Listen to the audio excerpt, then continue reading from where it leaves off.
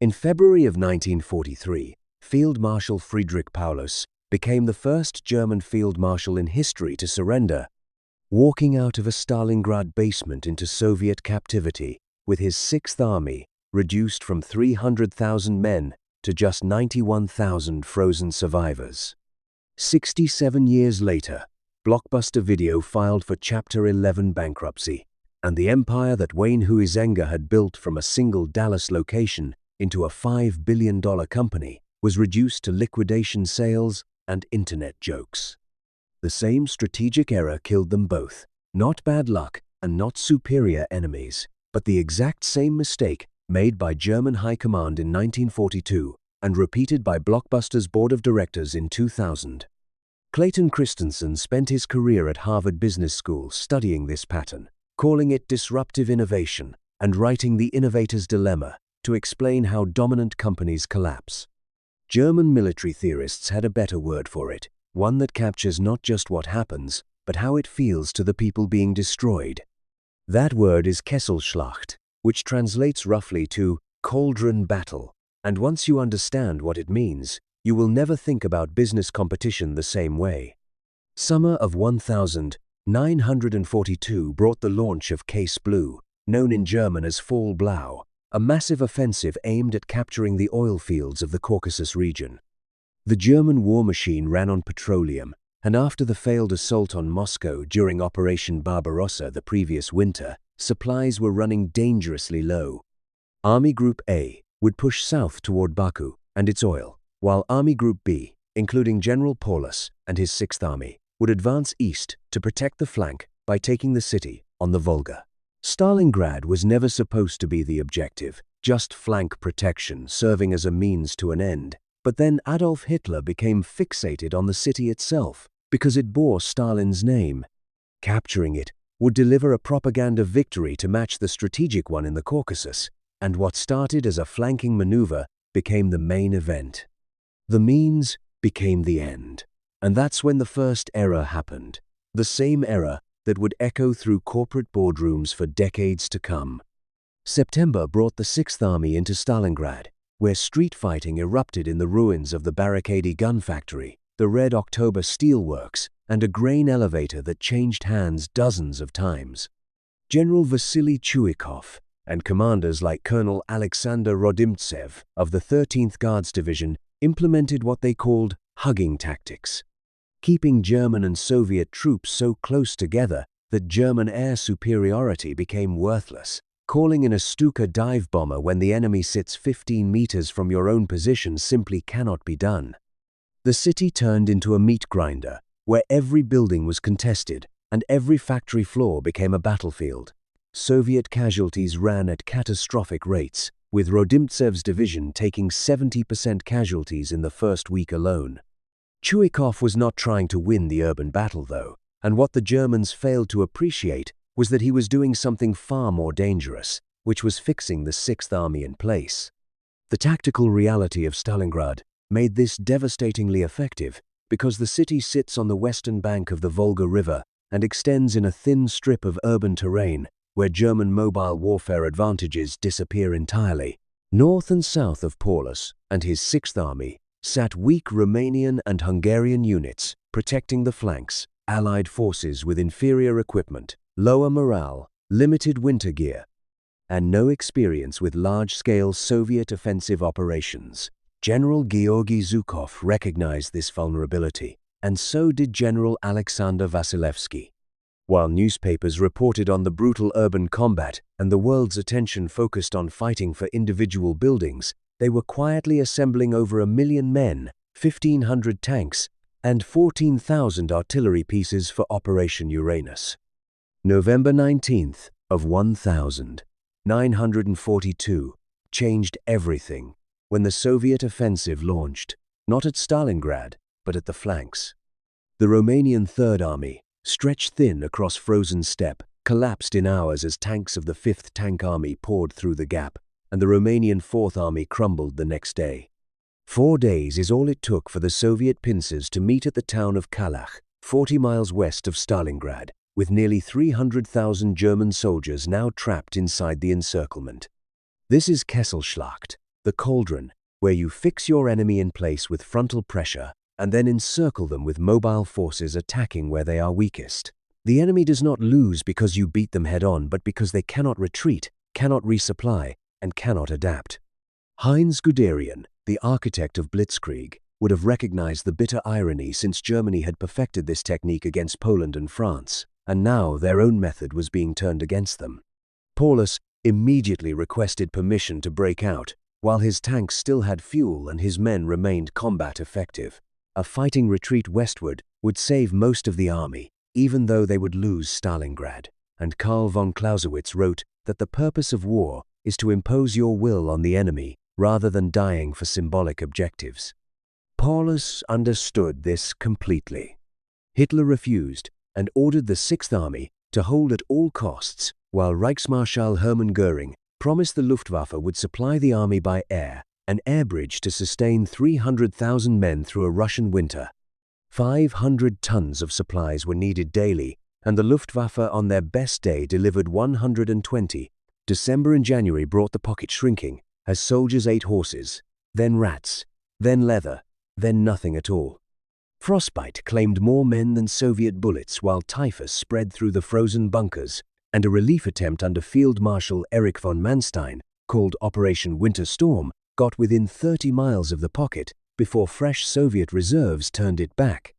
Paulus could have fought toward Manstein and could have broken out against orders and saved tens of thousands of men, but Hitler commanded him to hold, and that's what Paulus did. His promotion to Field Marshal on January 30th carried an explicit message, since no German field marshal had ever surrendered, and he obeyed until nothing remained to hold with, until February 2nd of 1943. The parallel structure here runs precise and deep, because Kesselschlacht is not just military terminology, but a strategic pattern that emerges whenever a dominant player becomes fixed to a position while an agile competitor encircles their weak points. Military frontal engagement fixes the enemy in place, and the business equivalent is your core product battle, the competition you think you are fighting. Blockbuster against Hollywood Video, Kodak against Fujifilm, the fight for shelf space and market share in the existing way of doing things. Military weak flanks include allied units and extended supply lines and assumptions about where the enemy will not attack. And in business, those are your adjacent assumptions about real estate strategy, revenue model dependencies, and distribution infrastructure. These are the things you do not defend because you assume they will always be secure. Military encirclement through mobile warfare attacks, where the enemy cannot respond without abandoning their core position, and the business version is attacking not the product, but the business model. Not the what, but the how. The mechanism operates identically, with only the materials being different. 1999 brought Blockbuster to an untouchable position after winning the video rental war, with Wayne Huizenga having sold the company to Viacom at peak valuation and every regional competitor crushed. 9,000 locations meant American customers were never more than a 10-minute drive from a Blockbuster, and exclusive early release deals with major studios combined with brand recognition that no startup could match with $10 million in venture funding. $400 million flowed in annually from late fees alone as pure profit, and customers hated it but had nowhere else to go. Late fees were not a bug in the business model, but a feature, a beautiful and reliable revenue stream that looked like strength, but was actually Blockbuster's Romanian Third Army, undermanned and underdefended, and positioned exactly where the enemy would strike. Reed Hastings and Mark Randolph founded Netflix in 1997, and the famous origin story involves Hastings getting charged $40 by Blockbuster for returning Apollo 13 late and deciding there had to be a better way. That origin story obscures the strategy, though, because Netflix did not attack Blockbuster's core position, did not open stores, did not compete for the same real estate, did not try to negotiate the same studio deals, and did not attempt to out-Blockbuster. Frontal assault against a fortified position would have been suicide, the equivalent of Chuikov trying to push the Sixth Army back through direct urban combat. Netflix attacked the flanks instead. No late fees, DVDs by mail, a subscription model that seemed absurd in 1999, where you paid $15 monthly and kept the discs as long as you wanted and returned one to get another. Slower than driving to Blockbuster, with initially worse selection and no instant gratification, and by every conventional retail metric, Netflix offered an inferior product. But that product fixed one specific customer pain point with laser precision, because nobody likes paying $40 for forgetting to return a movie. This was the hugging tactic phase, where Netflix was not trying to defeat Blockbuster, but instead trying to fix them in place, keeping them committed to their existing model and making them think the real battle was happening somewhere else, somewhere that still involved physical stores and late fees and retail square footage. Blockbuster took the bait completely. The year 2000 brought Netflix to Blockbuster headquarters in Dallas with an acquisition offer of $50 million, with Reed Hastings and Mark Randolph proposing to become their online division. CEO John Antioco and his leadership team nearly laughed them out of the room. $50 million for a company hemorrhaging money made no sense when the business model defied basic retail logic. DVDs by mail when people wanted instant gratification, when they wanted to browse the shelves on a Friday night and make impulse decisions and grab overpriced popcorn on the way out. Netflix appeared to be solving a problem that did not matter to serious customers. But late fees represented $400 million in annual revenue, and Netflix had just told every late fee-hating customer in America exactly where to defect. This strategic blindness is exactly what Kesselschlacht exploits, because Blockbuster evaluated Netflix as a frontal competitor. No stores being opened, no shelf space being taken, no exclusive studio windows being negotiated, and that meant no real threat. Just a niche product for a niche market of people too lazy to drive 10 minutes. They did not see the encirclement developing and did not understand that the battle for retail dominance was a feint while Netflix positioned forces on their undefended flanks. By 2002, Netflix had subscription momentum and was still not profitable but growing steadily, and more importantly, they were training American consumers in a new behavior. You do not need to leave your house. You do not need to remember to return anything on time. The movie shows up in your mailbox, and you watch it and send it back whenever you feel like it, and another one arrives. Blockbuster finally responded with Blockbuster Online in 2004, and that's when the ghost of Friedrich Paulus walked through the Dallas boardroom. John Antioco understood the threat 4 years late, but understood it completely. Hollywood Video and Movie Gallery were not the danger. The entire model shifting beneath them was the danger. His proposal was to eliminate late fees entirely, giving up that $400 million in guaranteed annual revenue, and to invest aggressively in an online platform he called Total Access. Return online rentals to stores and use the physical footprint as competitive advantage instead of liability. The board of directors, heavily influenced by activist investor Carl Icahn, revolted at the idea. Sacrificing $400 million in guaranteed profit to compete with a company that had never posted a profitable quarter seemed like capitulation rather than strategy, and abandoning their core competitive advantage of physical presence to chase a money-losing startup made no sense to them. This was Paulus requesting permission to break out in November of 1942, and this was Hitler ordering him to hold at all costs. Antioco fought for his strategy, while the board fought back, and 2007 brought his forced departure. His replacement, Jim Keyes, who had previously served as CEO of 7-Eleven, doubled down on the retail model with more stores and better in-store experience. The board's logic was seductive because 9,000 locations against a competitor with 0 locations meant their job was to exploit their competitive advantage rather than abandoning it in a panic. The math was not wrong, but the war they thought they were fighting was the wrong war entirely. While Blockbuster defended their real estate position, Netflix completed the encirclement. The same year Antioco was pushed out, 2007, Netflix launched streaming with terrible selection and clunky technology for customers who mostly did not have internet fast enough to stream video reliably. Streaming in 2007 was Zhukov's million men assembling behind the lines, not combat ready yet, but positioned for encirclement. The quality did not matter because the direction mattered. Netflix streaming cut off Blockbuster's future, while DVDs by mail cut off their present, and Redbox kiosks proliferating in every grocery store, and McDonald's cut off their convenience advantage. The encirclement was complete, and Blockbuster discovered that the time to break out was years ago, just like Paulus in January of 1943. September of 2010 brought bankruptcy. Most analysis of the collapse focuses on technology disruption, saying they did not see streaming coming and did not adapt fast enough and were dinosaurs who missed the meteor. That analysis is not accurate though, because John Antioco saw it and tried to break out and was overruled by a board committed to holding their position and protecting their existing revenue and defending their current model at all costs. The failure was not intelligence, but strategic flexibility. The same failure that doomed 300,000 men in the frozen ruins of Stalingrad.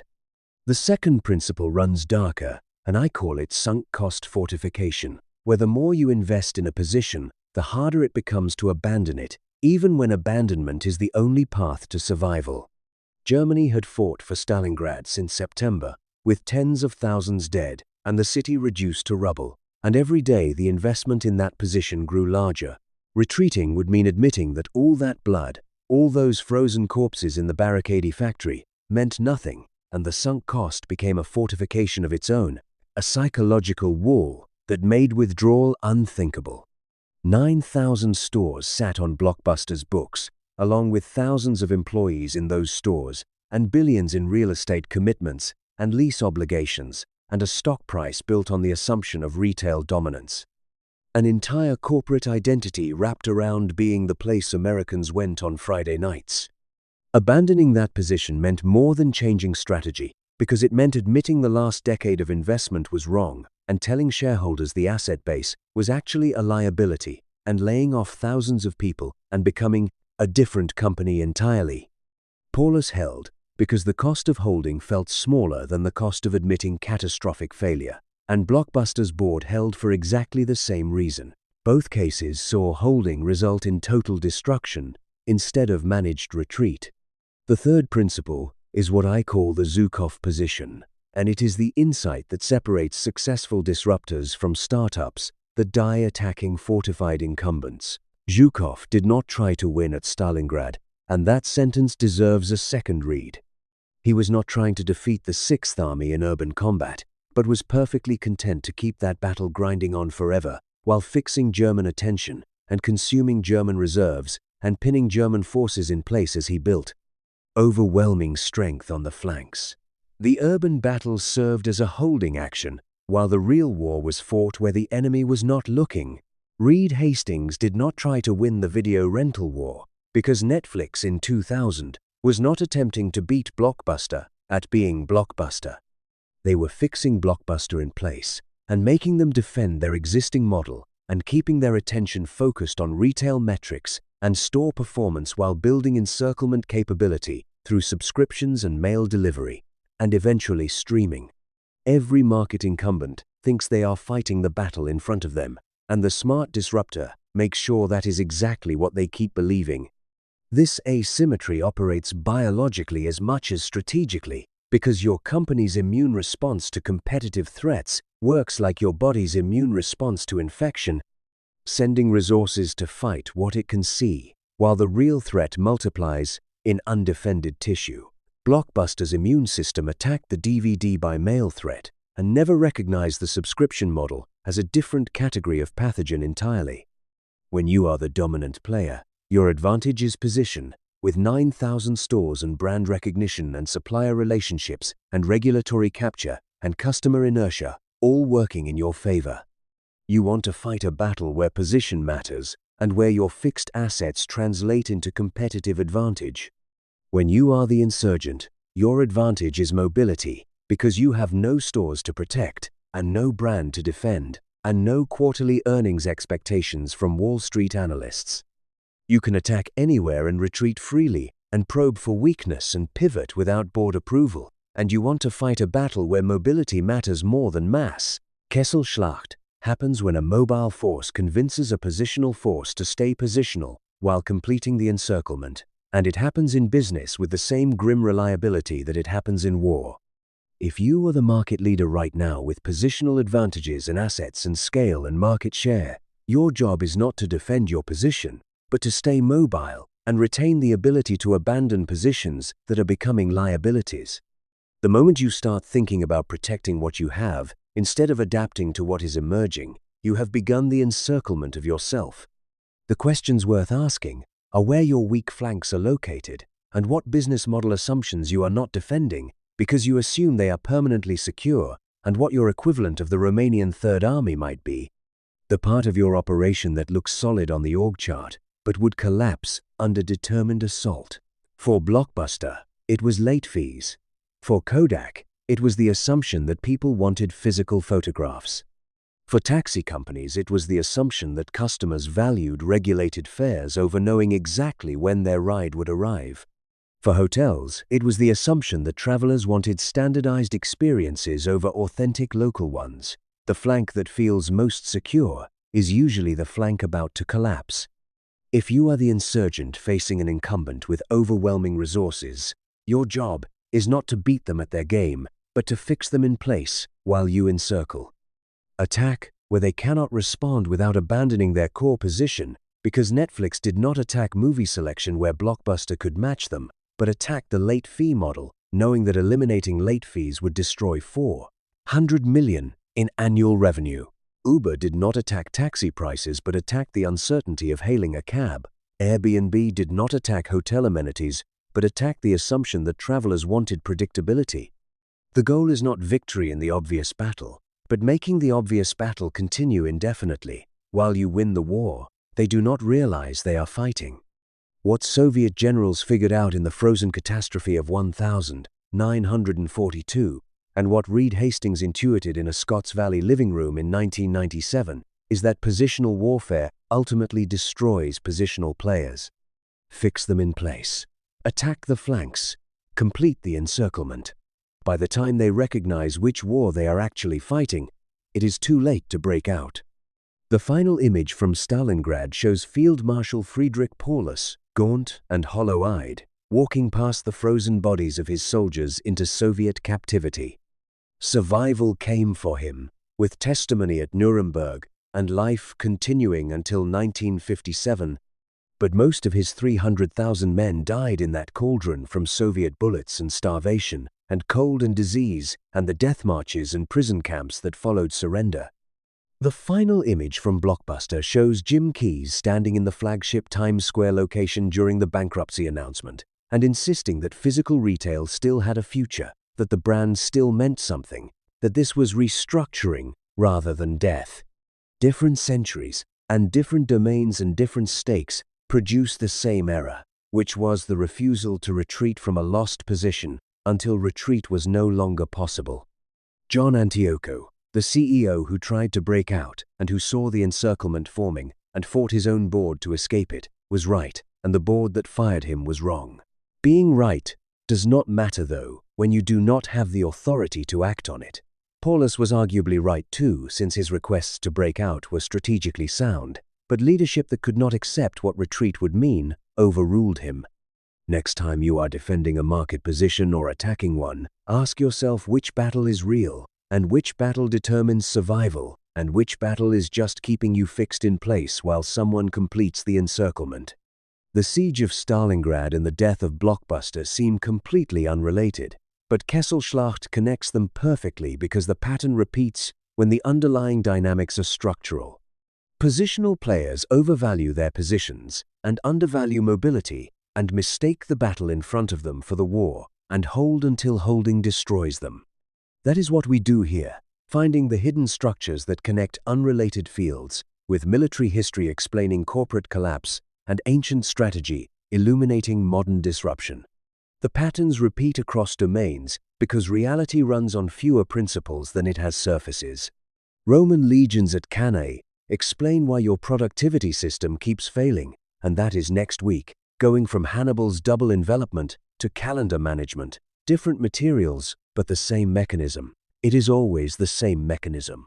Comment below with what company you think is being encircled right now and what flank they are failing to defend.